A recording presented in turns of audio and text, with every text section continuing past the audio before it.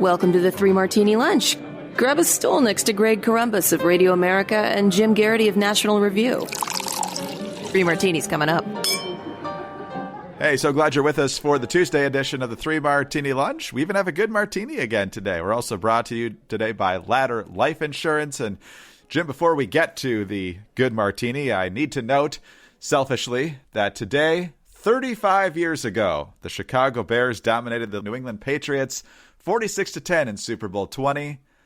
35 years ago. The Bears Super Bowl win is now eligible to run for president. Jim, it's nice to look back, but it'd be really nice if we had another one since then. But I know you feel my pain because the Jets it's been a while too.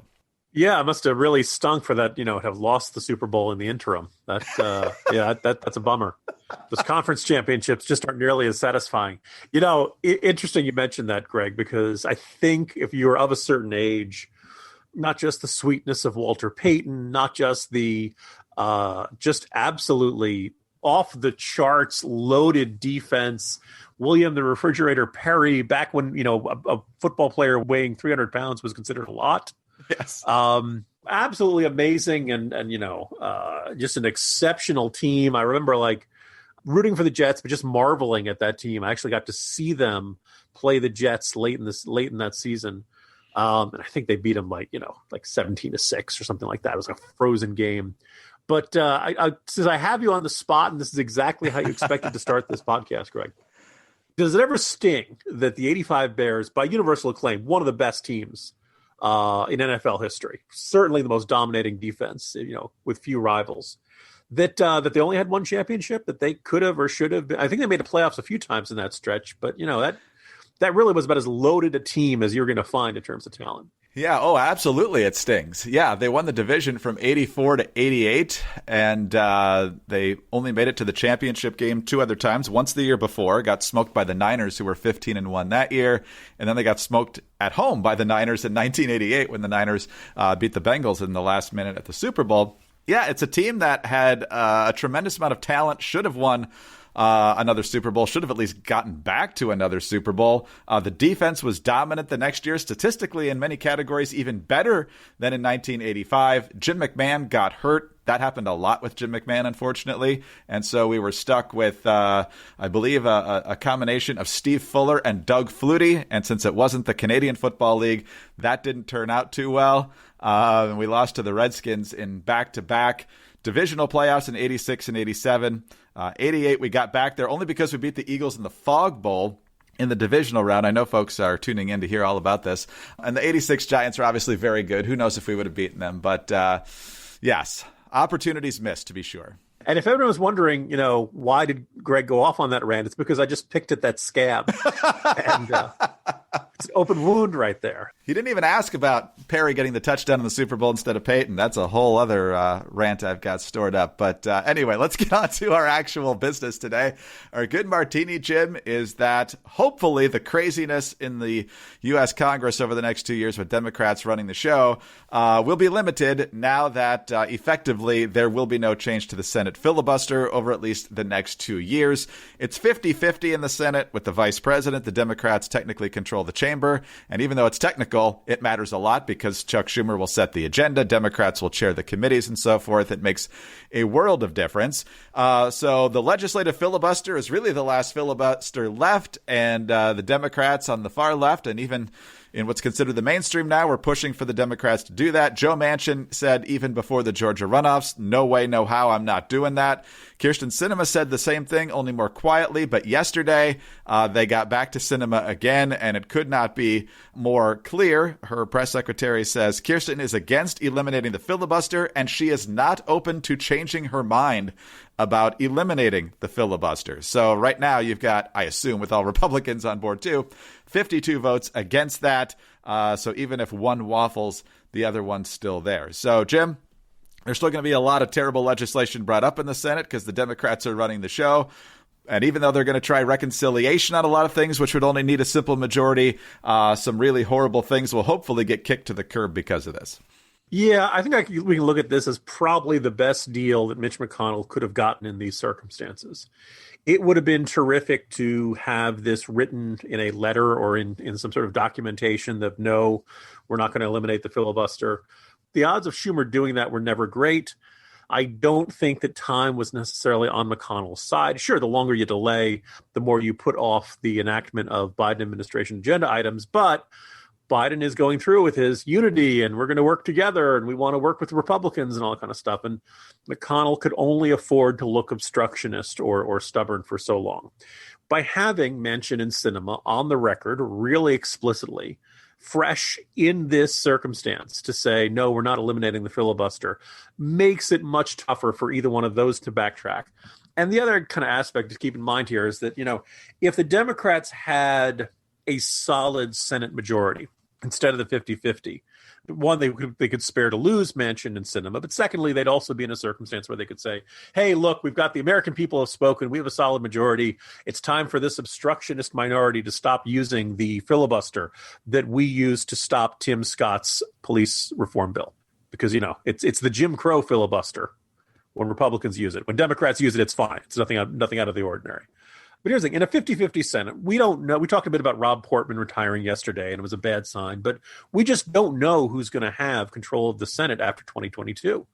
Could be a bad year for Republicans. Could be a good year for Republicans. Judging based on history, the president's party usually does pretty badly in the midterms. So all of a sudden, if you eliminate the filibuster now, when the Senate is 50-50, and all of a sudden Mitch McConnell has 51 Republicans or 52 or 53 or however many after the 2020 midterms, all of a sudden Chuck Schumer just agreed to neuter himself. He just managed to get rid of the filibuster right before his party ends up in the minority. And, oh, by the way, eliminating the filibuster really goes against, Joe Biden's kumbaya approach. So, look, the only way the filibuster goes away is if Sinema and Manchin flip, and that would probably cause either one of them a considerable amount of headaches back home.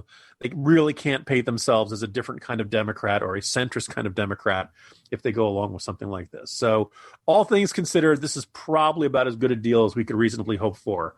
And it does keep certain priorities for the minority party that the Republicans now are in the Senate. And so it's 50-50. They're apparently going to follow the precedent set after the 2000 elections when it was also 50-50, which I assume means equal membership on committees and so forth. A tie vote probably will send things to the floor.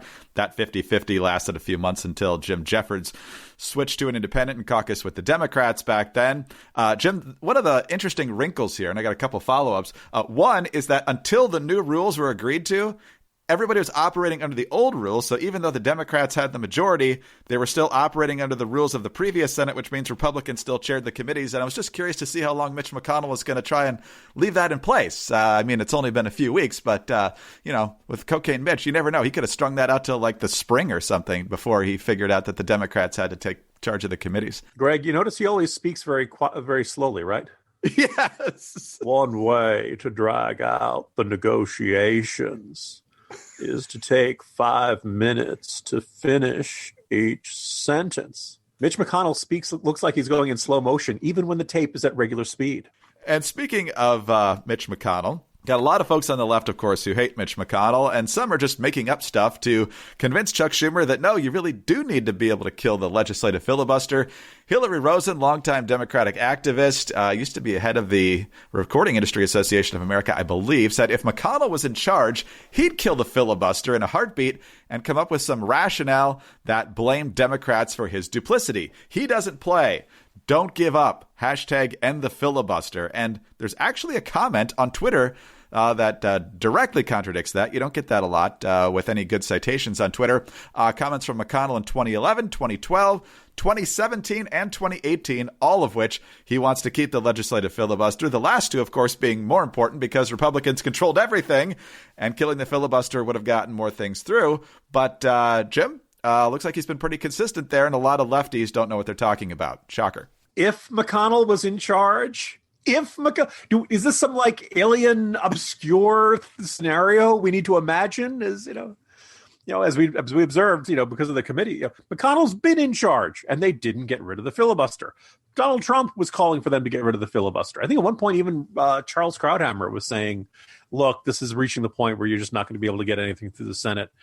there have been a lot of pressure on Republicans to get rid of it, and they chose not to get rid of it because they decided, they recognized if they were back in the minority, like they happened to have happened after this election cycle, they would want to have that. So it's kind of ridiculous. The only defense that I could imagine Hillary Rosen could come up with, Greg, is for her to say, well, I know at least 3 Mitch McConnells. For those who may remember the Jay Carney, I know 3 Hillary Rosens line. Good times. All right, well, let's talk about happier things, like making sure that your family is taken care of, doing the responsible thing. Because, look, we know how fragile life is. We've seen it throughout this pandemic, but it's true at any time. You just don't know what's going to happen and when. So the smart thing to do is to make sure that your loved ones are taken care of. So it makes sense why people get life insurance, especially term coverage, which is surprisingly affordable. Why not pay a little bit each month to protect the ones you love? And if you're asking yourself this question, you want to choose Ladder Life Insurance. Ladder makes it impressively fast and easy to get covered. You just need a few minutes and a phone or laptop to apply. Ladder's smart algorithms work in real time, so you'll find out instantly if you're approved. There are no hidden fees, and you can cancel any time. And since life insurance costs more as you age, now is the time to cross it off your list. Don't wait any longer. Lock in your best rate today and get your family covered with Ladder. Go to ladderlife.com/martini. That's LADDER life.com/martini. Ladderlife.com/martini. All right, Jim, we've talked about 2022 in a couple of different podcasts already this week, looking especially at the Senate races. Even though things usually go against the president's party, most of the competitive races are in states where the Republican currently holds the seats, some of which are retiring, like Pat Toomey, Rob Portman, Richard Burr, and so forth. Other tough races in places like Wisconsin. We don't know what Ron Johnson's going to do. Marco Rubio potentially down in Florida. But there's another wrinkle here, and it's something that we've heard about for almost about a week now, and that's that Donald Trump might be in the process of building what's known as the Patriot Party, a totally separate party from the GOP, which could be a disaster. Now we have polling that bears that out. This is polling done for Just the News. That's John Solomon's outfit through Rasmussen Research, through Scott Rasmussen, not Rasmussen Research. They're not affiliated anymore. But a hypothetical Patriot Party led by former President Donald Trump would win the support of almost a quarter, 23% of the electorate, bumping the GOP down to third place with just 17%. The startling survey result comes amid reports that Senate Republican support for convicting Trump in an impeachment trial is fast eroding. A Trump third party could provoke a pivotal realignment in American politics. With the support of 46% of registered voters in the new poll, Democrats, of course, would reap the benefits of a fractured opposition and entrench themselves as the nation's dominant party, even without majority support. So, Jim, we don't know how serious this effort will be to form the Patriot Party, if it will be formal, if it will morph into something that decides to challenge incumbents and so forth within the GOP, which is more of what we saw during the Tea Party movement and so forth, and would be obviously a much better approach to hammering out these differences. But a fairly competitive third party, essentially taking votes entirely away from the right or splitting the right, is only going to make things good for the Democrats, and that means bad things for just about everybody.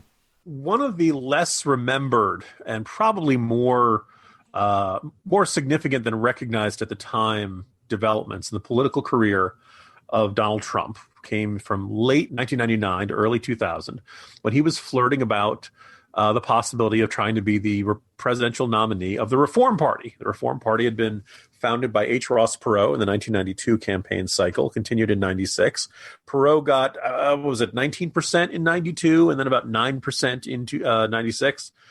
And, Trump took a look at this. I don't think Trump is a dramatically different person in 2016 than he was in 2000. I felt the same way on trade issues and the economy, and other countries are taking us to the cleaners and stuff like that. But he looked at it, and after a few months decided not to. And one of the reasons he sharply observed was that you run on the Reform Party ticket, the 19% that H. Ross Perot got in 1992 is probably your ceiling. Maybe not, but you got to qualify for the ballots in all the states. You got to go out and get signatures. You got to finance everything. The entire media apparatus is designed to cover two parties, and the Libertarian Party and the Green Party can tell you how easily you get shunted aside and ignored. If you want to influence what happens in American politics, you generally have to use one of the two major parties as a vehicle for that. I remember back when I was living overseas, I see a lot of questions about why, people who had come from multi-party parliamentary democracies asking, well, why does the U.S. only have two parties? And I would point out that they have more than two. You just very rarely see libertarians, Greens, and other folks get elected. And the reason is, after Ross Perot, gained 19%, Republicans started echoing some of the Ross Perot arguments. What happens is the two major parties, they can read a poll as much as anybody else. They can study election results as much as anybody else. If there is some faction of the country that feels like the two major parties aren't expressive, they will gradually then start trying to make sales pitches to those groups. Sometimes they're successful, sometimes they're not. But if you're a Trumpite, your best bet to get Trumpite policies, whether it's, on trade, whether it's on the economy, whether it's on withdrawing from military conflicts around the world, if you want to influence policy, your best bet is to do it within the Republican Party. Otherwise, you got to start from scratch again and do this. The next question would be, what would the Patriot Party? Are they going to run candidates for city council and town council? Are they going to run for Senate seats, governor seats, state legislative seats? I mean, it takes time to go out and find all these candidates. So to me, if you want to look about the influence of the Tea Party is a much more useful example of how you can be an outsider. You can be different from the party orthodoxy, step in and bit by bit gradually take over the influence. And it sounds like, particularly when you look at some of the reactions of these state party chairmen, at least last couple of days, and there were statements on impeachment, Trump still has a great deal of influence in the Republican Party.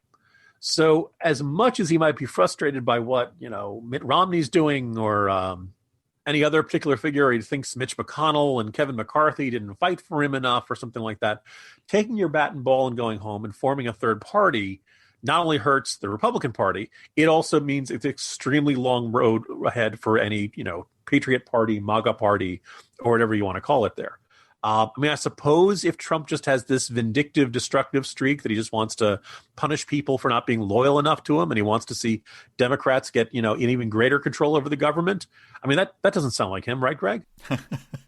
I just want to see this stuff play out in the primaries. I mean, you can see it already happening here with the Senate trial that's about to come. Any Republican that votes to convict is obviously going to get a primary challenge if they run again. And those who vote to acquit will probably get a primary challenge based on that. So it is a fractured party right now. Let's hash these things out. Is it salvageable? Well, I hope so, because otherwise the Democrats are going to run roughshod, and they're only going to get crazier as time goes on.